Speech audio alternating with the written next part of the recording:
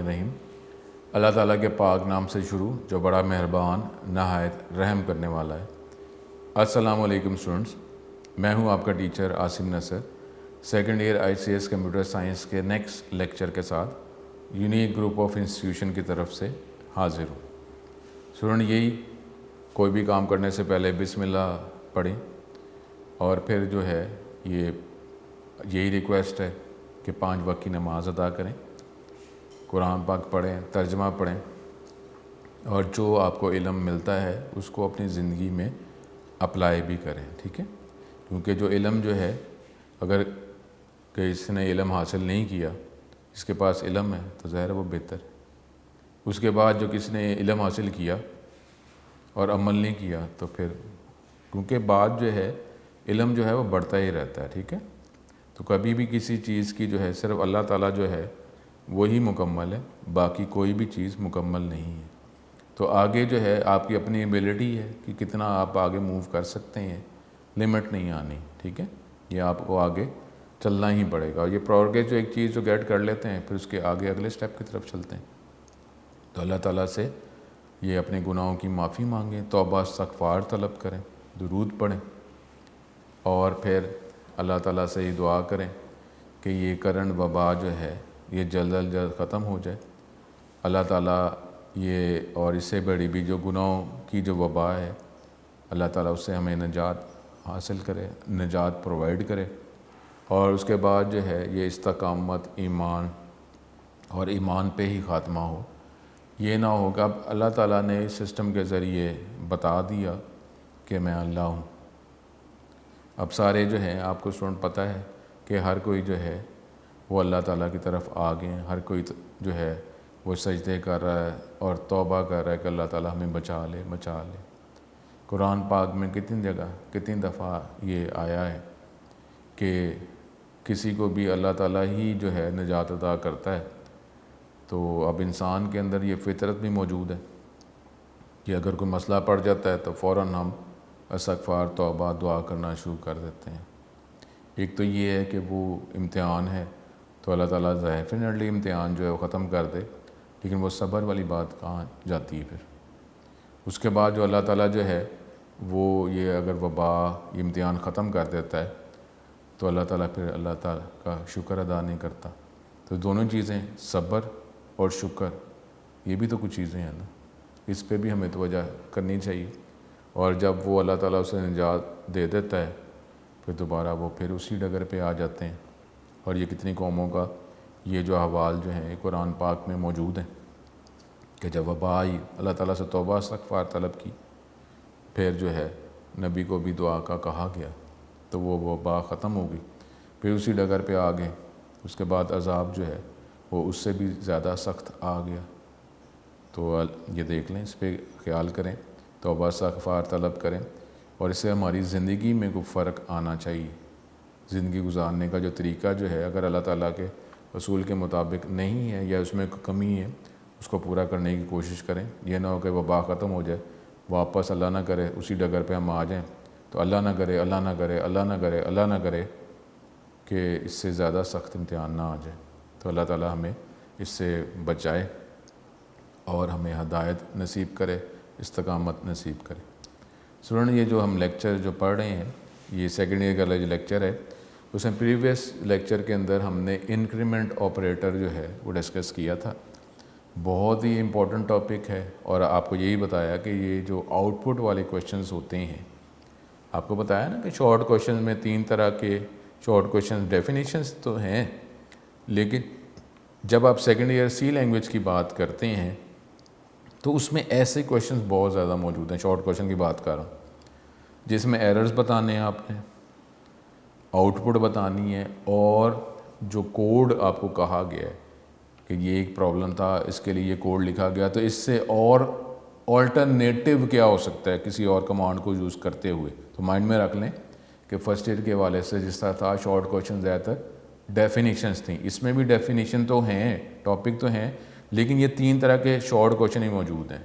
Error detect करना बताना, output जो है बताना, और जो कोड जो है वो एक लॉजिक को सॉल्व करने के लिए कोड लिखा हुआ है, तो किसी और एनवायरनमेंट से कमांड से कहा गया कि ये करके बताएं, यानी कोड को रीराइट करना है। तो ये भी क्वेश्चंस मौजूद हैं। अब इसके लिए जो प्रीवियस टॉपिक हमने पढ़ा था इंक्रीमेंट ऑपरेटर, वो टॉपिक, और फिर 2-3 लाइन्स का हमारे पास कोड है, उसकी आउटपुट क्या आई, तो इसके लिए इंक्रीमेंट ऑपरेटर का टॉपिक था। आज के लेक्चर में हम जो डिक्रीमेंट ऑपरेटर जो है उसको डिस्कस करेंगे। तो स्टूडेंट ये टॉपिक के साथ रहें, इसकी अंडरस्टैंडिंग लें, और ये सॉफ्टवेयर जो टूल है टर्बोसी वर्जन 3 उसको डेफिनेटली यूज़ करें, फिर ही अंडरस्टैंडिंग होगी। मैथ की तरह ये नहीं है कि मैथ के क्वेश्चंस को की बुक को आप देखते रहें, उसकी प्रैक्टिस भी करनी होती है। तो सेकेंड ईयर कंप्यूटर साइंस के अंदर भी टॉपिक की अंडरस्टैंडिंग भी इन्वॉल्व है और इसकी प्रैक्टिस भी करनी है। तो अब डिक्रीमेंट ऑपरेटर से अपना ये आज का लेक्चर जो है वो हम कंटिन्यू करते हैं। स्टूडेंट ये लेक्चर जो है हम स्टार्ट कर रहे हैं, और अब ये लिंक्स का तो आपकी तरफ से प्रॉब्लम नहीं आ रहा कि सर जो लिंक प्रोवाइड कर दें। अब आप जो रिमार्क्स दे रहे हैं, जो कमेंट्स दे रहे हैं, उसके अंदर भी ऐसा नहीं आ रहा। तो उम्मीद तो यही है कि अब आपने सारों ने इंस्टॉल, क्योंकि अब डेफिनेटली ये चैप्टर 9 है, ये चैप्टर 9 भी ख़त्म होने वाला है। तो अब आप देखें 2 चैप्टर्स अगर हमारे हो रहे हैं, अब आप ये कहेंगे ये सॉफ्टवेयर इंस्टॉल नहीं, तो उसके बगैर तो गुजारा नहीं होगा, ठीक है। फिर भी लिंक्स आपको प्रोवाइड किए जा रहे हैं कि आप सॉफ्टवेयर इंस्टॉल कर सकते हैं, और जो भी हम वर्किंग कर रहे हैं टॉपिक की, वो इसी सॉफ्टवेयर को यूज़ करते हुए हम इसको अप्लाई कर रहे हैं, ठीक है। टॉपिक है हमारे पास डिक्रीमेंट ऑपरेटर। ये भी टॉपिक इम्पॉर्टेंट है, और वही जो मैं बात कर रहा हूँ कि आउटपुट वाले जो क्वेश्चंस आते हैं कि ये 3-4 लाइनों का प्रोग्राम है और फिर आपने उसकी आउटपुट बतानी होती है कि इस प्रोग्राम की लाइंस की आउटपुट क्या आई, ठीक है। तो इसके लिए भी ये डिक्रीमेंट ऑपरेटर है।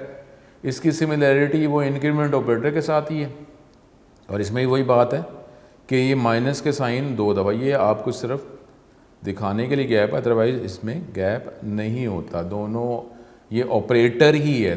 अगर आप 2 दफ़ा माइनस साइन भी यूज़ कर रहे हैं, तो मैंने पहले ही इंक्रीमेंट ऑपरेटर के वाले से भी बताया था आपको कि इसको ऑपरेटर ही कहा जाता है। सिंबल 2 दफ़ा लिख रहे हैं तो उसका कोई कंसर्न नहीं, क्योंकि लॉजिकल ऑपरेटर्स जो हैं उसमें एंड ऑपरेटर में भी तो वो जो एंड का साइन जो है 2 दफ़ा ही लिखते हैं ना, ठीक है। तो इसलिए ये कोई मैटर नहीं है कि जो ऑपरेटर है तो सिंबल 2 दफ़ा लिखते हैं। इसको डिक्रीमेंट ऑपरेटर ये 2 माइनस साइन को कंबाइनली ही कहा जाता है, इसमें गैप नहीं, ठीक है।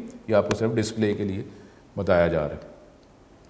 डिक्रीमेंट ऑपरेटर्स आर यूज, ठीक है, क्योंकि इसको भी मुख्तलिफ स्टाइल में यूज़ किया जा सकता है, लेकिन डिक्रीमेंट ऑपरेटर यही है, वही इंक्रीमेंट ऑपरेटर की तरह वेरिएबल से पहले या वेरिएबल के बाद इनको इस्तेमाल किया जा सकता है। Are use to decrease the value of the variable by 1।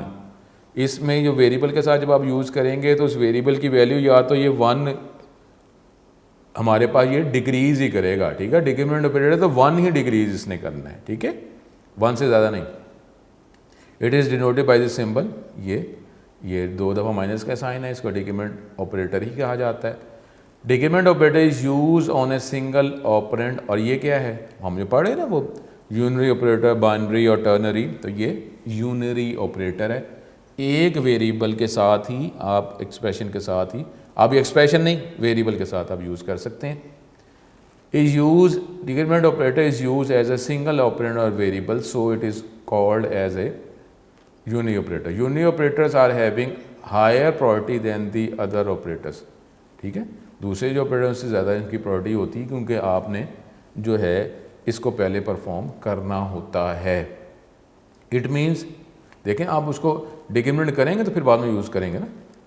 It means unit operators are executed before other operator, जो मुख्तलिफ ऑपरेटर हैं उससे पहले इसको ऑपरेट किया जाएगा। सिंटैक्स इसका क्या है, वही माइनस माइनस, ये जो ये लिखा हुआ है ये इसी चैप्टर के एंड में टॉपिक है कमेंट्स का, तो वो ये 2 जो स्लैश डिवाइड के साइन है, तो ये सिर्फ कमेंट्स के लिए, रिमार्क्स के लिए होते हैं, ठीक है। सिंटैक्स में आप अगर आपको नहीं हो रहा तो इस चैप्टर के एंड में टॉपिक है कमेंट्स का, उसको हम देख लेंगे, लेकिन सिंटैक्स में सिर्फ ये आपने माइनस माइनस ही लिखना है। ये सिर्फ रिमार्क्स हैं, इतना हिस्सा जो है ये लिखा जा सकता है प्रोग्राम में, इसको कंपाइलर एग्जीक्यूट नहीं करता, जो ये कमेंट्स या डबल स्लैश के बाद जो लिखा होता है इस तरह लिखा जा सकता है, ठीक है। लेकिन ये इसको हम इस चैप्टर के एंड पे डिस्कस करेंगे। सिंटैक्स यही है कि आपने ये 2 माइनस माइनस या डिक्रीमेंट ऑपरेटर लिखना, आगे वेरिएबल का नाम लिखेंगे। Decrement operator can not apply on constant, जिस तरह इंक्रीमेंट था, क्योंकि ये वेरिएबल की वैल्यू को कम करता है, ये नहीं होता कि कांस्टेंट की वैल्यू को कम कर देता है, ठीक है। ये इंक्रीमेंट ऑपरेटर की तरह है, वो 1 इंक्रीज़ कर रहा है, ये 1 डिक्रीज़ कर रहा है। ये जो है ये कांस्टेंट पे अप्लाई नहीं कर सकते, एक्सप्रेशन पे अप्लाई नहीं कर सकते, ठीक है।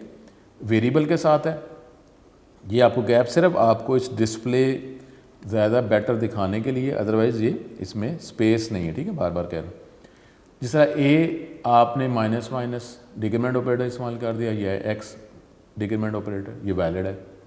बट ये नहीं हो सकता कि 15 जो है कांस्टेंट उसके साथ आप ये यूज़ कर लें डिक्रीमेंट ऑपरेटर, ये इनवैलिड है, ठीक है। इसी तरीके से ये हमारे पास ए प्लस बी डिक्रीमेंट, देखें ना, ए प्लस बी का कोई जवाब कांस्टेंट में वैल्यू में आएगा ना, तो उसको नहीं यूज़ कर सकते।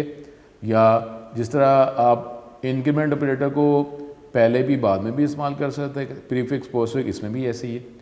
तो ये एक्सप्रेशन जो है उससे पहले डिक्रीमेंट ऑपरेटर इस्तेमाल नहीं किया जा सकता, ये इनवैलिड है। अब डिक्रीमेंट ऑपरेटर जिस तरीके से इंक्रीमेंट ऑपरेटर के 2 स्टाइल्स हैं लिखने के, डिक्रीमेंट के भी 2 स्टाइल हैं।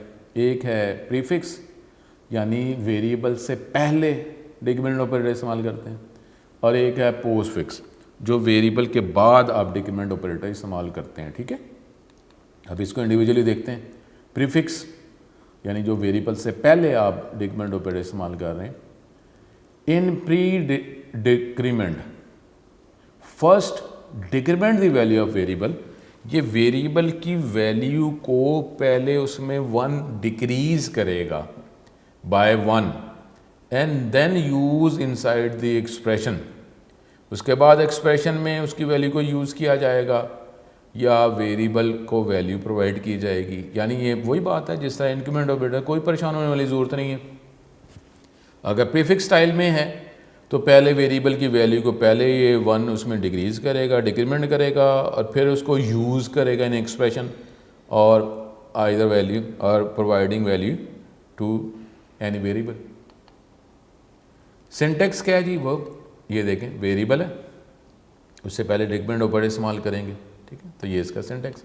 अब इसमें एग्जाम्पल जिस तरह उसी तरीके से जिस तरह इंक्रीमेंट ऑपरेटर आपने किया, इसी तरीके से डिक्रीमेंट ऑपरेटर। एग्जाम्पल,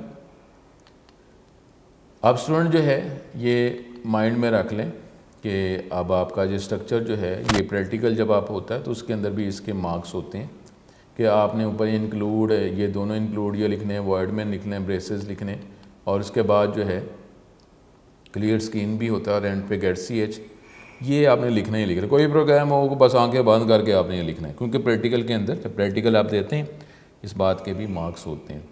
अच्छा, इसमें क्या है, 2 वेरिएबल्स बनाए x और i, 2 वेरिएबल्स डिक्लेयर किए, डिफाइन किए, मेमोरी एलोकेट कर दी गई, 2 बाइट x के लिए, 2 बाइट i के लिए। i के वेरिएबल में आपने 10 स्टोर करवा दिया, ठीक है। अब ये देखें, अब आप ये कर रहे हैं x is equal to decrement prefix style में इस्तेमाल किया है, वेरिएबल से पहले डिक्रीमेंट ऑपरेटर इस्तेमाल कर रहे हैं। इसका मतलब क्या है, इसका मतलब ये है इस लाइन से पहले i की वैल्यू क्या थी, 10 थी ना।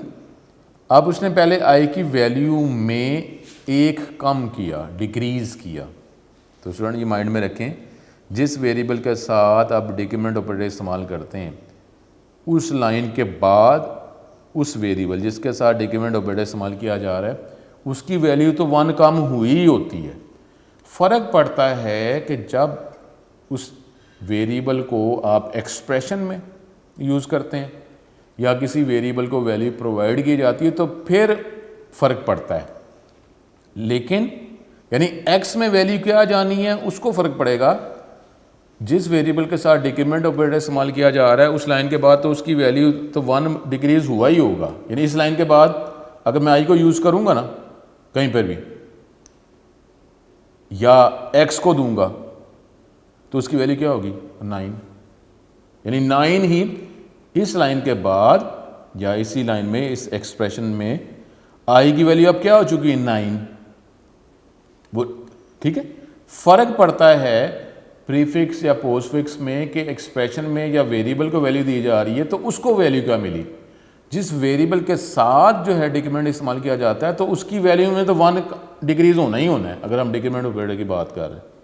यानी जब माइनस माइनस आई परफॉर्म हो गया तो आई की वैल्यू क्या होगी 9, अब वो 9 ही रहेगी। तो अब जो है आई की वैल्यू में जब 1 डिक्रीज़ किया 9, अब 9 जो वैल्यू है वो डिक्रीज़ करके अब हम वेरिएबल x को दे रहे हैं, तो x की वैल्यू क्या हो गई 9 और i की वैल्यू क्या है, वो तो 9 है ही। ठीक है, तो ये माइंड में रखना है। फ़र्क पड़ता है प्रीफिक्स पोस्टफिक्स में कि वो वेरिएबल जिस वैल्यू दी जा रही है या एक्सप्रेशन में यूज़ की जा रही है तो उसमें फ़र्क पड़ेगा। जिस वेरिएबल के साथ डिक्रीमेंट या इंक्रीमेंट इस्तेमाल किया जाता है उसकी वैल्यू तो कम या ज़्यादा 1 होनी ही होनी है। अब इस लाइन में क्या हुआ, आई की वैल्यू 10 में से 1 माइनस किया 9, आई की वैल्यू 9 और फिर वैल्यू कम करके x को प्रोवाइड की गई। इस लाइन के बाद x की वैल्यू क्या है 9, आई की वैल्यू क्या है 9। ठीक है, जब प्रिंट करते हैं x को और i को तो क्या जवाब आया हमारे पास, इसका जवाब x की वैल्यू भी 9 और i की वैल्यू भी 9। ठीक है, ये प्रिंट की लाइन हम लिख रहे हैं। आपको पता है कि डबल कोट्स में जो लिखा होता है उसको प्रिंट किया जाता है x कोलन, क्योंकि जिस तरह हेलो वर्ड था आपने x कोलन लिख दिया, प्रिंट हो जाएगा। फिर x की वैल्यू इंटीजर फॉर्म में या डेसिमल फॉर्म में डिस्प्ले करना है, तो x की वैल्यू क्या थी 9, वो इस परसेंटेज d की जगह 9 आ गया। तो ये देखें आउटपुट क्या बनी x कोलन 9। ठीक है, ये तो एज इट इज़ है जिस तरह आएगा। तो मैंने आपको पहले भी बताया कि आउटपुट में अगर स्टूडेंट सिर्फ 9 लिख देंगे ना, यहाँ पे x कोलन लिखा हुआ है तो 1 नंबर मिलेगा, क्योंकि ये मैसेज भी तो साथ प्रिंट करना था ना। ये नहीं कि x की वैल्यू वो तो सर मैंने 9 लिख दी, लेकिन x कोलन भी तो डबल कोट में लिखा हुआ है ना, पहले उसको प्रिंट करना है ना, वो आएगा x कोलन। उसके बाद x की वैल्यू इंटीजर फॉर्म में तो वो 9 है, तो वो इस परसेंट d की जगह 9 आ गया, तो x कोलन 9। ये i की वैल्यू हमने कहा है कि वो तो कम होनी एक, तो i की वैल्यू फिर i कोलन 7 आएगा, फिर i की वैल्यू 9। ठीक है, तो ये अब ये देखें ना, इस तरीके से ये हो सकता है कि ये 3 लाइन्स लिखी हूँ, सिर्फ 3 लाइन्स, ये 3 लाइन्स शॉर्ट क्वेश्चन में बता रहा हूँ, 3 लाइन लिखी और फिर बताए वो पूछे आपसे कि x की वैल्यू क्या है। ये 3 लाइन लिखी हैं, सिर्फ 3 लाइन, ये 3 लाइन, इसमें प्रिंट एफ की लाइन नहीं है, कुछ भी नहीं, ऊपर मेन भी नहीं, इंक्लूड कुछ भी नहीं लिखा हो। तो 3 लाइन्स हैं, 3 लाइन्स में आपसे पूछा x की वैल्यू, तो अब आप लिखेंगे सिर्फ 9, क्योंकि प्रिंट एफ में तो कोई प्रिंट नहीं ना कर रहा, वो कुछ प्रिंट एफ की लाइन ही नहीं, सिर्फ 3 लाइन्स है शॉर्ट क्वेश्चन में। तो अब आप इसका आंसर क्या होगा 9, बस 9, सिर्फ आपने 9 लिखा तो 2 मार्क्स आ गए, अगर इन 3 लाइन्स को हम बोर्ड के क्वेश्चन में अगर हम पुट कर रहे हैं तो। ठीक है, इस तरीके से। उसके बाद पोस्टफिक्स डिक्रीमेंट, यानी वेरिएबल के बाद अगर आप डिक्रीमेंट ऑपरेटर इस्तेमाल करते हैं तो फिर क्या करता है, बिल्कुल वो पोस्ट जो फिक्स इंक्रीमेंट जो है उसके हवाले उस तरह ही है, वो 1 इंक्रीज़ करता है, ये 1 डिक्रीज़ करता है। In post decrement first value of variable is use in the expression, पहले वेरिएबल की वैल्यू को यूज़ कर लिया जाता है एक्सप्रेशन में, या अगर वैल्यू किसी वेरिएबल को प्रोवाइड करनी है। ठीक है, एक्सप्रेशन में यूज़ किया जाता है या किसी वेरिएबल को वैल्यू प्रोवाइड की जाती है, तो पहले उसको यूज़ कर लिया जाता है, उसके बाद फिर इस वेरिएबल की वैल्यू में 1 डिक्रीज डिक्रीमेंट किया जाता है। ठीक है, सिंटैक्स वही है, वेरिएबल और उसके बाद डिक्रीमेंट ऑपरेटर इस्तेमाल किया जाएगा। एग्जाम्पल ये उसी तरीके की एग्जाम्पल जिस तरह हमने प्रीफिक्स डिक्रीमेंट की बात की। ठीक है, तो ये हम वो प्रोग्राम लिख रहे हैं, ये आप ये प्रोग्राम जो है ये डेफिनेटली आप सॉफ्टवेयर की मदद से करेंगे। ठीक है, ये करना है आपने, ये मैं भी ये टॉपिक के बाद आपको करके बताऊंगा।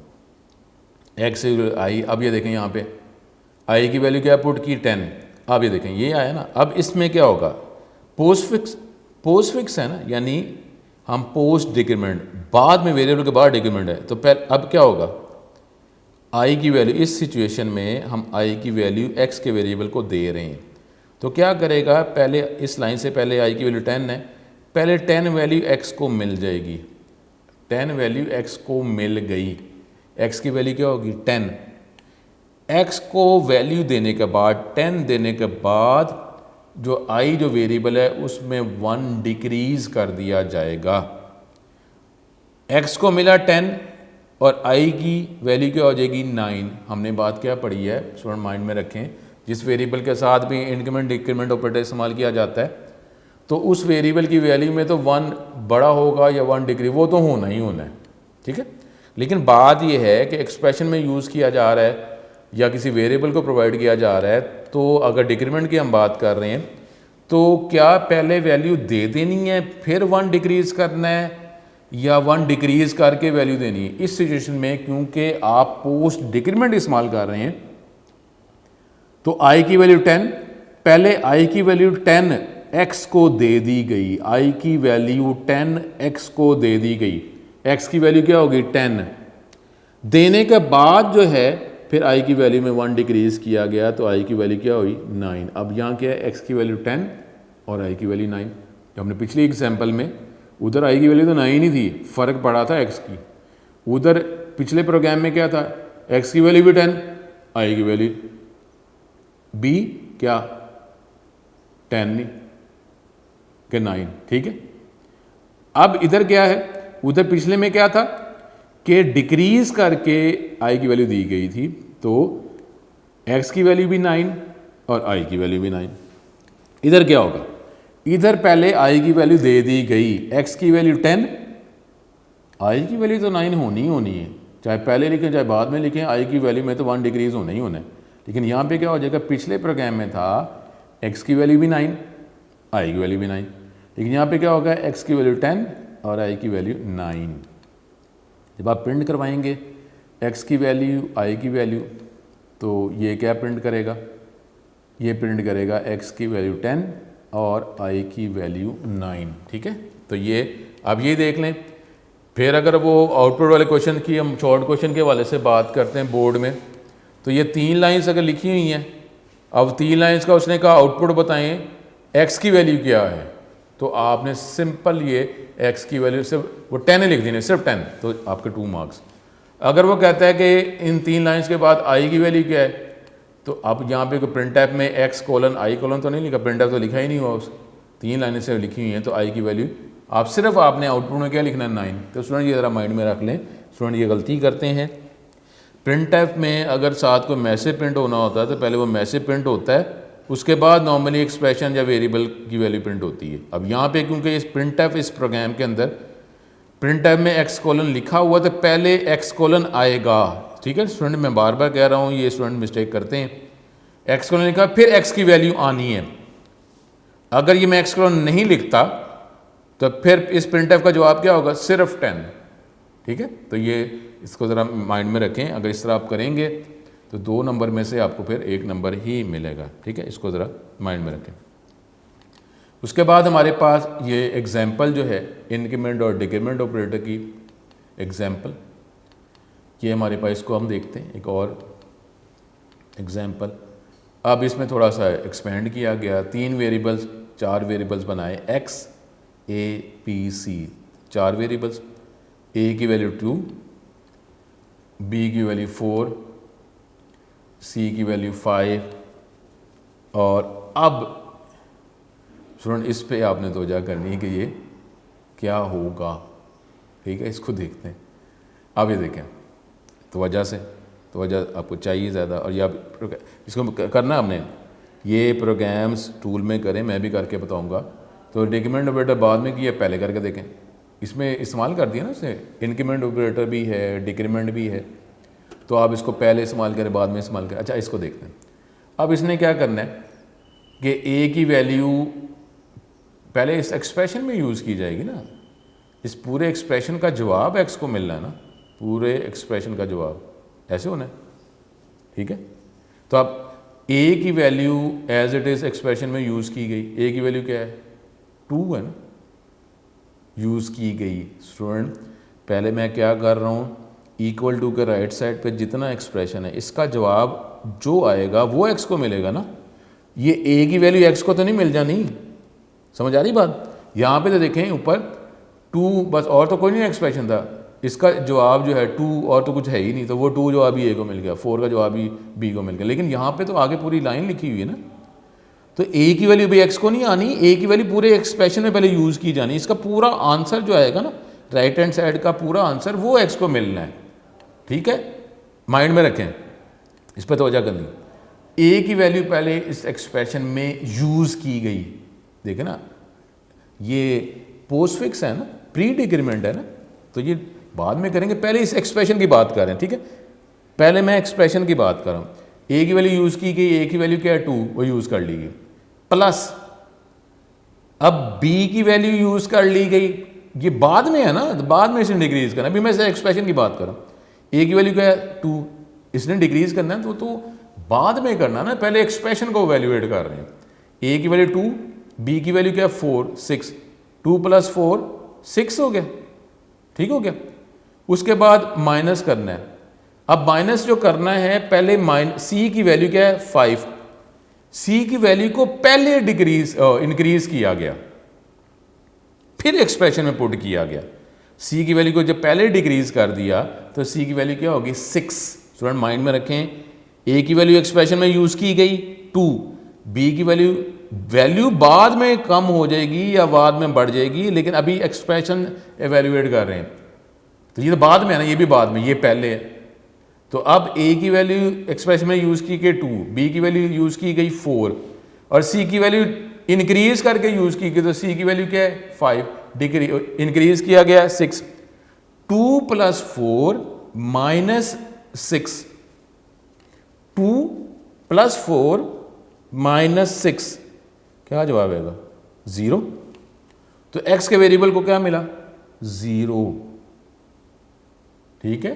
इस पे तवज्जो करनी है, ठीक है, इस एग्जाम्पल पे तवज्जो करनी है। देखें फिर रिपीट करता हूं, ए की वैल्यू बाद में डिक्रीज होनी है लेकिन पहले एक्सप्रेशन में यूज करना है, बी की वैल्यू बाद में उसमें 1 इंक्रीज करना है, पहले यूज करना है, लेकिन सी की वैल्यू पहले 1 इंक्रीज करके यूज करना है एक्सप्रेशन में।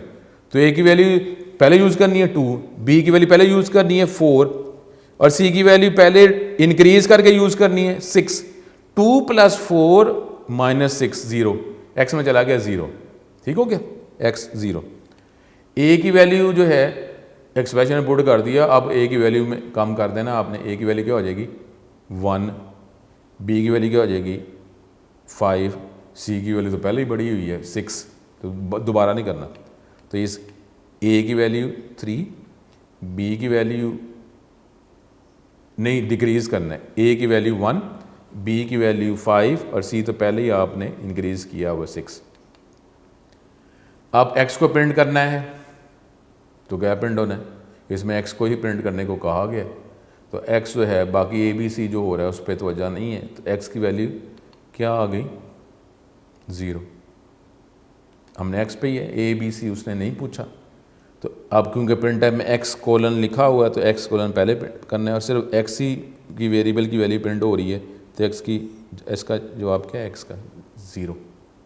तो उसमें ए बी सी क्या नहीं पूछा हुआ। अब ये हो सकता है कि आपसे 1 2 3 ये 4 लाइंस पूछी जाएँ, a = 2, b = 4, c = 5 और ये एक्सप्रेशन लिखा और फिर आपसे पूछा जाए कि x की वैल्यू क्या है। ये आउटपुट में शॉर्ट क्वेश्चन में 4 लाइंस लिखी हुई हैं और आपसे पूछा x का जवाब क्या है, तो आपने इसका x का जवाब क्या लिखना है, सिर्फ 0, x: नहीं लिखना क्योंकि वो तो प्रिंट तो इस्तेमाल ही ना किया गया, ठीक है। इस पे आपने तवज्जो करनी है। उसके बाद जो है ये डिफरेंस प्रीफिक्स पोस्टफिक्स का क्या है, वही बात। अब when decrement operator is use independently prefix and postfix form work similarly. अगर किसी वेरिएबल के साथ ही बस यूज़ कर रहे हैं, आगे कोई आप इक्वल टू एक्सप्रेशन नहीं है, बस वेरिएबल ही है, तो दोनों का फ़र्क सेम ही है। प्रीफिक्स करो पोस्टफिक्स करो, उस वेरिएबल की वैल्यू में तो 1 डिक्रीज होना ही होता है। जैसे सिर्फ ये लिखा हुआ है ए डिक्रीमेंट या ए से पहले डिक्रीमेंट, तो अगर इतना ही लिखा हुआ है तो इन दोनों में कोई फ़र्क नहीं है, ए की वैल्यू में तो 1 डिक्रीज होना ही होना है, सेम है। बट लेकिन जब इंक्रीमेंट ऑपरेटर जो है, डिक्रीमेंट ऑपरेटर जो है, अगर आप लार्ज एक्सप्रेशन में यूज़ करते हैं तो फिर उसका फ़र्क पड़ेगा, ठीक है। अब यहाँ पे अगर हम कर रहे हैं, अब इंक्रीमेंट हो या डिक्रीमेंट हो जाए, तो अगर आप इसको लार्ज एक्सप्रेशन में यूज़ कर रहे हैं तो फिर फ़र्क पड़ता है। जैसे यहाँ पे किया आपने a = डिक्रीमेंट b और a = b फिर डिक्रीमेंट ऑपरेटर, इसका फ़र्क डिफरेंट आ जाएगा, ठीक है। अब यहाँ पे अगर आप ये यूज़ करते हैं a = डिक्रीमेंट ऑपरेटर फिर b, इसमें कितने ऑपरेटर हैं, 2 हैं। एक डिक्रीमेंट ऑपरेटर और इक्वल टू, हमें पता नहीं कि इक्वल टू की प्रॉपर्टी कम होती है, तो पहले उसने डिक्रीमेंट करना है। तो ये कैसे काम करता है, पहले b की वैल्यू में 1 डिक्रीज़ करेगा, क्योंकि पहले है ना, पहले काम क्या है, डिक्रीज़ करना है। तो उसने b की वैल्यू को डिक्रीज़ किया, उसमें 1 डिक्रीज़ कर दिया। उसके बाद वो जो वैल्यू जो जवाब आया है वो b की वैल्यू a को मिल गई। ठीक है, बिल्कुल ऐसे। ठीक है, अब स्टेटमेंट ये ऐसे कैसे है जी कि आपने पहले b की वैल्यू अलग अलग अगर आप करते हैं तो पहले b की वैल्यू को आपने डिक्रीज़ किया, उसके बाद क्या किया आपने, a is equal to b की वैल्यू a को मिल गई। ठीक है, जिस तरह ये हमने बात की थी इंक्रीमेंट ऑपरेटर की। अब अगर हम करते हैं पोस्ट फिक्स फॉर्म, तो फिर a is equal to b decrement वो कैसे काम करेगा, इसमें पहले b की वैल्यू जो है, क्योंकि पहले b की वैल्यू मिलनी है a को, फिर 1 डिक्रीज़ किया जाएगा, b की वैल्यू a को मिल गई, उसके बाद जो है b की वैल्यू में 1 डिक्रीज़ कर दिया जाएगा। ठीक है, अब स्टेटमेंट कैसे है जी कि पहले आपने b की वैल्यू a को मिल गई, मैथ और कंप्यूटर में हमें पता नहीं फ़र्क है, b की वैल्यू a को मिलेगी, फिर b की वैल्यू में 1 डिक्रीज़ कर दिया जाएगा। ठीक है, एग्जाम्पल इसकी जो है, इसकी आप वर्किंग आप डेफिनेटली सॉफ्टवेयर में आपने करनी है, ज़हन में रखें कि आपने करनी है। अब ये आपने a is equal to 1, b is equal to 1, x equal to 1, y is equal to 1, ये वेरिएबल्स बनाए, वैल्यू a की वैल्यू में आपने डिक्रीज़ कर दिया, a की वैल्यू 1 थी वो, अब इस और तो कोई है नहीं ना, इक्वल टू ना और एक्सप्रेशन है भाई यही है, तो a की वैल्यू क्या होगी, 0। फिर a की वैल्यू 0 थी वो b को मिल गई, तो a की वैल्यू भी 0 है और b की वैल्यू भी 0 हो गई है। फिर x की वैल्यू आपने डिक्रीज़ कर दी, x के एक्सप्रेशन में नहीं है ना, इक्वल टू है, x की वैल्यू 1 थी वो डिक्रीज़ हो, वो क्या हो गई, 0। और फिर x की वैल्यू जो है आपने y को प्रोवाइड कर दी, सेमीकोलन ज़ाहिर है लगाना है। अब उसमें क्या होता है, जब आप a और b को प्रिंट करेंगे तो क्या 0 0, x और y को प्रिंट करेंगे तो क्या हो जाएगा, 0 0। तो देखें a is equal to 0, b is equal to 0, फिर हमारे पास x इज़ इक्वल टू 0 और y इज़ इक्वल टू 0। तो ये जो है ये अब सॉफ्टवेयर की मदद से आपने इसको करना है। फिर हमारे पास एग्जाम्पल 2 जो है प्रीफिक्स पोस्ट फिक्स की क्या है, एक और एग्जाम्पल। अब वही ये हमारे पास एग्जाम्पल वेरिएबल्स वैल्यू रखवा दी, अब उसमें b इज़ इक्वल टू, अब ये एक्सप्रेशन आपने लार्जर एक्सप्रेशन कर दिया, पहले a की वैल्यू b को मिल जाएगी, फिर a की वैल्यू डिक्रीज़ होगी, a की वैल्यू जो है वो डिक्रीज़ होकर 0 0 b को मिल, अब 0 मिला कि a की वैल्यू पहले मिली, a की वैल्यू 1 है, डिक्रीज़ बाद में होना है, a की वैल्यू 1 थी वो b को मिल गई, b की वैल्यू 1 हो गई, और a की वैल्यू देने के बाद, यूज़ करने के बाद a की वैल्यू 0 हुई, यानी b हमारे पास क्या है, 1 है और a जो है वो 0 है। ठीक है, अब ये इसको बाद में देखते हैं। अब आप a और b को जब प्रिंट करेंगे तो b की वैल्यू हमारे पास, अब a पहले प्रिंट कर रहा है, ठीक है, ये ज़हन में रख लेना, यहाँ b की वैल्यू जा रही है लेकिन यहाँ प्रिंट a को कर रहा है, तो a की वैल्यू जो है वो 0 है और b की 1 है। ठीक है, a की वैल्यू 0 और b की वैल्यू 1। ठीक है, अगर ये यहाँ पे करते हैं x की वैल्यू डिक्रीज़ करके y को दी, x की वैल्यू क्या है 1, डिक्रीज़ हुई 0, तो y में क्या चला गया 0, तो अब क्या है x भी 0 है और y भी 0 है। ठीक है, तो ये जो है हमारे पास ये इसकी एग्जाम्पल्स हैं, और इसको जो है फिर हम, अब ये मुख्तलिफ़ तरह के हमारे पास मज़ीद भी है, तो ये मैं आपको ये करता हूँ, और अगर लेक्चर हमारा ख़त्म भी हो जाएगा तो मैं इसकी वर्किंग जो है पहले आपको अगले लेक्चर में करवाऊँगा, बताऊँगा। ठीक है, अब ये इस तरीके से ये क्वेश्चंस आ सकते हैं बोर्ड में, मैं आपको ये नेक्स्ट लेक्चर में, अभी आप इसकी प्रैक्टिस करें, इस लेक्चर में खुद करें, मैं नेक्स्ट लेक्चर में आपको करके भी बताऊंगा। अब ये कुछ क्वेश्चंस हैं बोर्ड के हवाले से, ये इस तरह आ गया क्वेश्चन कि जी ये लाइनें जब चली तो a की वैल्यू क्या है, b की वैल्यू क्या है। ठीक है, तो आपने b की value a is equal to 0, b is equal to, c is equal 5, d is equal 5, अब c की वैल्यू डिक्रीज़ करके दे दी है a को, c की वैल्यू क्या है 5, तो a की वैल्यू, c की वैल्यू a और b पे तो जा करें, ठीक है, बाकी नहीं c और d पे छोड़ दें आप, तो वजह सिर्फ a और b के साथ। और ड्राई रन भी वैसे ये तरीका कि ए बी सी डी के कॉलम्स बना दें और उसकी वैल्यू नीचे नीचे लिखते जाएं, और जो जो हो रहा है वो लिखते जाएं, एंड पे जो वो कहेगा उसकी वैल्यू आप प्रिंट कर दें। अब ए पे तो क्या करना है, सी की वैल्यू डिक्रीज करके 4 और 4 वैल्यू ए को मिली, तो अभी ए की वैल्यू 4 है। फिर डी की value as it is B को दे दी, डी की वैल्यू 5 है, वो बी को मिल गई, और डी की वैल्यू बाद में कम कर दी गई। तो अब ए की वैल्यू हमारे पास क्या है 4 और बी की वैल्यू क्या है 4। अब यहाँ पे ए की वैल्यू डिक्रीज करके थी, सी की वैल्यू क्या थी 5, डिक्रीज की, ए की वैल्यू 4, लेकिन यहाँ पे क्या था डी की वैल्यू एज इट इज बाद में डिक्रीज हुआ, ठीक है, डी की वैल्यू 5 है, वो बी को मिल गई, बाद में डिक्रीज, हम तो सिर्फ ए और बी पे तो क्या करना है ना, ए की वैल्यू डिक्रीज करके सी की वैल्यू डिक्रीज करके ए को दी, तो उसकी होगी वैल्यू 4, और डी की वैल्यू एज इट इज दे दी, बाद में डिक्रीज किया गया, तो बी में डी की वैल्यू आ गई 5, तो ए इज इक्वल टू 4 और बी इज इक्वल टू 5, ठीक है। इस तरीके से हमारे पास कि वेरिएबल ये नंबर का क्या जवाब है, ये मुख्तलिफ एक्सप्रेशंस 5 है नंबर में, तो नंबर माइनस तो अब इस तरह लिखें या इस तरह लिखें, क्योंकि इक्वल टू ना एक्सप्रेशन का पार्ट है, तो इधर भी 4 है जो आप नंबर का, इधर भी 4 है, ठीक है, क्योंकि एक्सप्रेशन में तो नहीं डाल रहे ना। अब ये नंबर और ए की वैल्यू क्या है, ये दो हमारे पास डिफरेंट हैं। अब यहाँ पे नंबर की वैल्यू 5 है, ए इज इक्वल टू 0, नंबर की वैल्यू पहले ए को दे दी, नंबर की वैल्यू 5 थी, वो ए को दे दी, तो ए की वैल्यू क्या है 5, या आगे पीछे हो सकता है, ठीक है, बोर्ड के वाले से भी, ये पहले पूछा है वो बाद में। फिर नंबर की वैल्यू डिक्रीज़ होगी, तो नंबर की वैल्यू 4 होगी। इधर क्या किया आपने, डिक्रीज़ की पहले नंबर की वैल्यू, तो नंबर की वैल्यू डिक्रीज़, तो देख इधर नंबर की वैल्यू डिक्रीज़ होनी है, 5 है ना, इधर भी 5 है, तो नंबर की वैल्यू तो 4 ही है दोनों तरफ, फ़र्क ए को पड़ रहा है। यहाँ पे जो है एज इट इज़ मिल रहा है 5, ए में भी 5 आ गया, यहाँ डिक्रीज़ होकर मिल रहा है, तो ए की वैल्यू 4 है। तो स्टूडेंट हमारे पास ये आज का लेक्चर जो है ये कंप्लीट हो रहा है, इसकी वर्किंग मैं नेक्स्ट लेक्चर में आपको पहले करवाऊँगा, उसके बाद हमारा लेक्चर होगा। नेक्स्ट लेक्चर में आपसे दोबारा मुलाकात होती है, पहले इसमें वर्किंग करें, तो मैं नेक्स्ट लेक्चर में ये आपको पहले कंप्यूटर पे करके बताऊंगा। आपसे दोबारा मुलाकात होगी। अस्सलाम वालेकुम।